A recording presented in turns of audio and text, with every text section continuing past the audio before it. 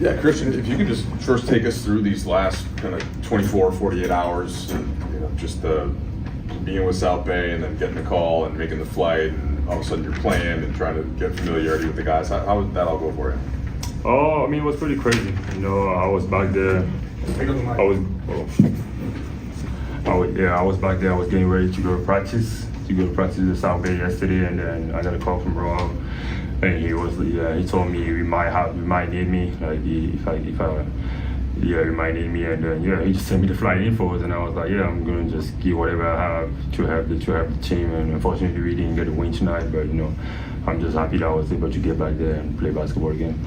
Christian Koko is ready to make his long-anticipated return, and it's looking like we could see him on the court as soon as this week. With Anthony Davis still listed as questionable due to a foot injury, Koko's debut couldn't come at a better time. This raises a big question. What can Koko bring to the Lakers lineup, especially if AD isn't in full form? So let's dive right into the big topic. Yeah, JJ Redick and LeBron both said that they were impressed with your effort, all those things considering. What were you focused on when you were on the court, like defense, offense? What were the things that you were trying to do? I was just trying to execute the game plan. We had a game plan. I was just trying to execute it. Like I said, unfortunately we lost, but just for me personally, I was just happy personally just to be out there. That's my first game in I think a year and a half now, so that was a pretty long time. So I was just happy to be there, and I'm just grateful that I'm able to play basketball again. So. And then last one for me, what would you say you focus, what's your game like on offense, defense? Where do you think that you can help this team, having now seen them a little bit? I think I can help this team just with rim protection. I think that's one of the best things I do, just rim protection, rebounding, also offensively, defensively. I mean, I didn't really do a good job of it tonight, but I think I can do a better job on that. And just be a rim runner, and then I'm still working on my shot. So whenever I'm going to get an opportunity to shoot the ball, I'm just be there and shoot. What should we realistically expect from Koko as he steps onto the court? How might he fit into this Lakers rotation? Could he even become a difference maker? We'll get into every angle, but first, remember to stick around for the full breakdown because we'll touch on some vital player stats and injury updates as we look ahead to the Lakers matchup with Memphis. Let's start with the big news here. Koko has been officially cleared to play. He's not on the Lakers injury report anymore. No injury designation, no reconditioning tag, and he hasn't been assigned to the G League either. This indicates that the Lakers plan to keep him on deck for the main roster. Now, with AD's status up in the air due to his lingering foot issue, Koko's timing might be ideal. With the lack of available big men on the Lakers roster, Christian, you just mentioned it's been about a year and a half since you last played. What was it like just to step back on the court officially and just the emotion of it, not even just playing, but being back out there?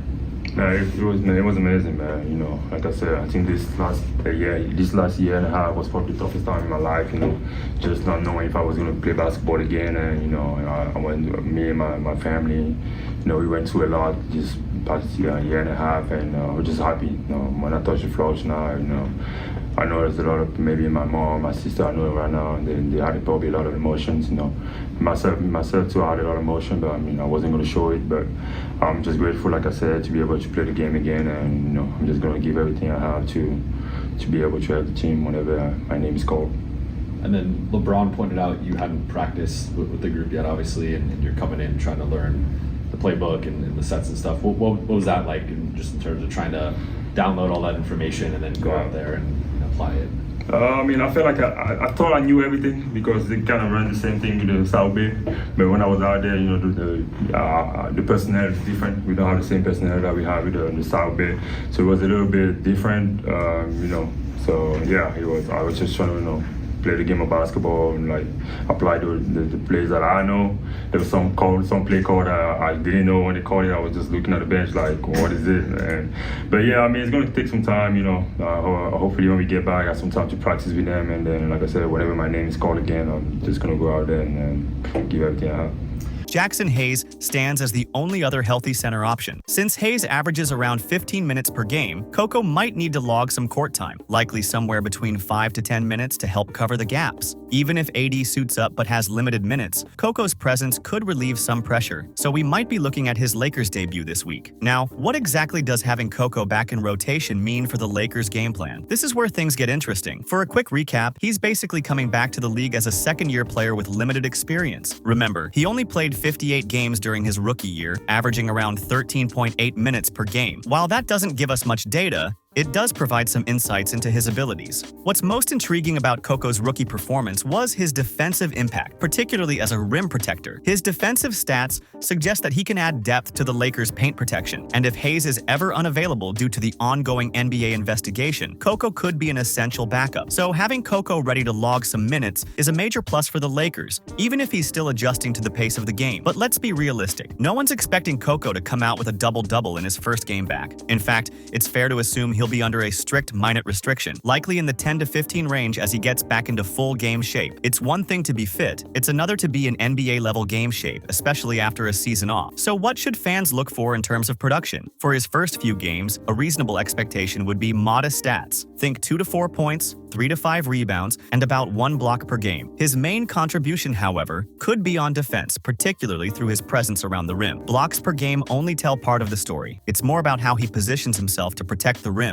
and defend within team structure. If he can stay consistent, his presence could be the added defensive layer that the Lakers need. If you're wondering what specific stats to keep an eye on for Koko, advanced metrics like the defensive Raptor rating are where things get telling. In his rookie year, Koko actually recorded the highest defensive Raptor rating on his team, which was even higher than the Raptors' OG Anunoby. While that's not to say he's a better defender than OG, it does highlight his potential impact around the rim. Plus, an on-off rating of plus 7.5 for a rookie on a .500 team shows he was doing something right on the defensive end. The real test of Koko's impact will come from the eye test, especially in how he holds his ground defensively, how he reads plays, and his ability to fit into the Lakers' team defense. Those are the areas where his skills will either blend well with the Lakers' strategy or show gaps that he'll need to work on. Now let's shift our focus to the Lakers' next opponent, Memphis. The Lakers have their work cut out for them, especially if AD sits out or is limited. Memphis ranks 10th in offensive rating and 14th in defensive rating, making them a well-rounded challenge. And to make things even more interesting, both teams rely heavily on points in the paint, with Memphis leading the league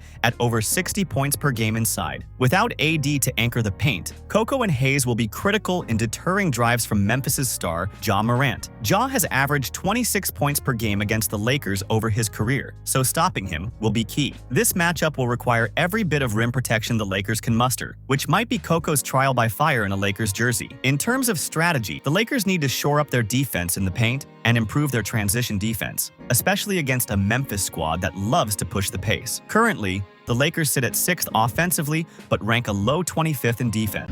Christian, you had a big block early on in your first stint in the first half.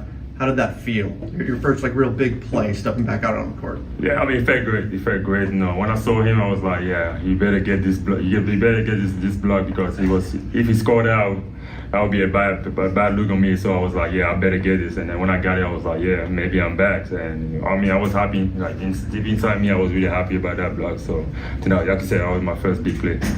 And it felt like a long wait after the Lakers signed you for the NBA's Fitness to Play panel to approve you to play. What was that like for you? Was that a nervous time? Was there frustration? I'm not gonna say I was nervous because I'm confident I was gonna get clear, but it wasn't when. It was when am I gonna get clear? So it was a lot of frustration. We got first, they said it was going to take probably like about 4 to 6 weeks. That's what the NBA told me, and it ended up taking like 4 months because there's a lot of lawyers involved in it, so it was taking some time. But yeah, like I said, we had the outcome we wanted. I'm here now, but it was kind of frustrated. But I really appreciate the NBA, the NBPA, my doctors and everybody that was involved. It really helped me a lot in that process. So I just appreciate everybody that was involved in that process. And yeah, like I said, thanks to them. Thanks, Christian. Thank you. Thank you. That's where a player like Koko can step in to offer some defensive solidity, particularly if Memphis is without some of their own rotation players. Now, the big variable in this game will be how well Koko and the Lakers can protect the paint without over-relying on a potentially limited AD. If they can keep Ja Morant from carving up the defense in the lane, that alone could be a difference maker. So with all that, we're looking at a Lakers team that's building out its rotation, testing new pieces, and potentially relying on a newly returned Christian Koko for defensive depth. It's still uncertain if he'll suit up against Memphis, but whenever he does make his debut, his defensive presence will be worth watching. Let me know in the comments what you think. Will Koko be the missing piece the Lakers need to hold it down in the paint? Or will he need a bit more time to adjust before he makes a noticeable impact? Thanks for sticking with us through this Lakers update. If you enjoyed the breakdown, don't forget to hit that like button, subscribe, and turn on notifications so you don't miss any of our future uploads. We'll keep you posted on all things Lakers, from player updates to game analysis. Thanks for watching. Catch you in the next one.